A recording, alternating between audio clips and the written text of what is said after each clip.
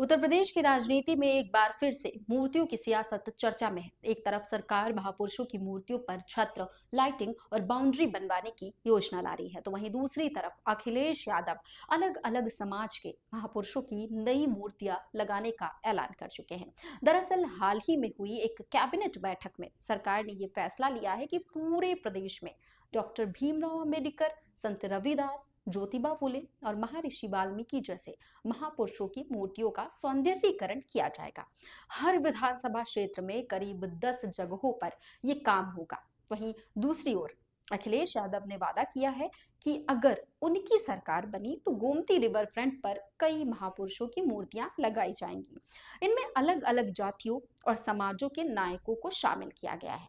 अब ऐसे में सवाल ये उठता है कि क्या मूर्तियां लगाने पर चुनाव जीते जाते हैं? असल में यूपी में मूर्तियों की राजनीति कोई नई बात नहीं है। ये मायावती के शासनकाल में लखनऊ और नोएडा में बड़े बड़े पार्क और स्मारक बनाए गए थे जब मायावती का था। आपने देखा भी होगा। और जहां उनकी और दलित महापुरुषों की मूर्तियां लगाई गई, उस समय इस पर काफी विवाद भी हुआ था, लेकिन इसका असर जो था वो दलित वोट बैंक पर साफ दिखा।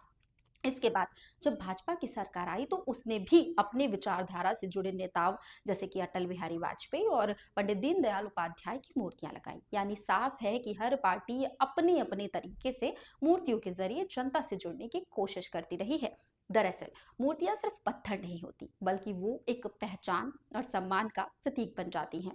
अब जब किसी समाज के महापुरुष पुरुष की मूर्ति लगती है तो उस समाज के लोगों में गर्व और जुड़ाव की भावना बढ़ती है। यही वजह है कि राजनीतिक दल इसे एक रणनीति के तौर पर इस्तेमाल करते हैं। मनोवैज्ञानिक तौर पर भी इसका असर काफी गहरा होता है। जब लोग बार बार किसी महापुरुष की मूर्ति या स्मारक देखते हैं तो उनके मन में उस नेता या पार्टी की छवि बनती है जिसने वो काम किया है, और यही इमोशनल कनेक्शन धीरे धीरे वोट में बदल सकता है। अब 2027 विधानसभा चुनाव को देखते हुए इस सियासत को समझना भी काफी जरूरी हो गया है।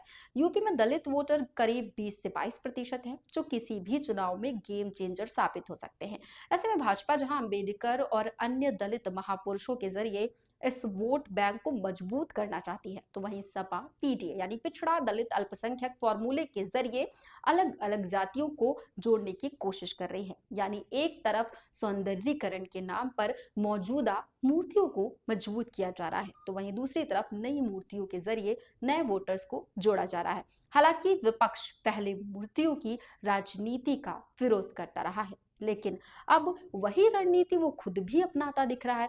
इससे ये साफ होता है कि यूपी की राजनीति में प्रतीकों की ताकत कितनी ज्यादा है। लेकिन यहाँ एक और पहलू भी है। कई लोग सवाल उठाते हैं कि क्या सिर्फ मूर्तियां लगाने से विकास हो जाता है? क्या इससे रोजगार मिलेगा, शिक्षा होगी और स्वास्थ्य जैसे मुद्दे हल होते हैं? इस पर राजनीतिक विश्लेषकों का मानना यह है कि मूर्तियां सीधे विकास का विकल्प नहीं है, लेकिन चुनावी राजनीति में ये संदेश देने का काम जरूर करती हैं। कुल मिलाकर यूपी में मूर्तियों की सियासत सिर्फ सम्मान की बात नहीं, बल्कि इसके पीछे गहरी राजनीतिक रणनीति छिपी है। हर पार्टी अपने तरीके से समाज के अलग अलग वर्गों को जोड़ने की कोशिश कर रही है। अब देखना यह होगा कि 2027 के चुनाव में ये रणनीति कितना असर दिखाती है। क्या मूर्तियां सच में वोट दिलाएंगी या फिर जनता इस बार किसी और मुद्दे को प्राथमिकता देगी?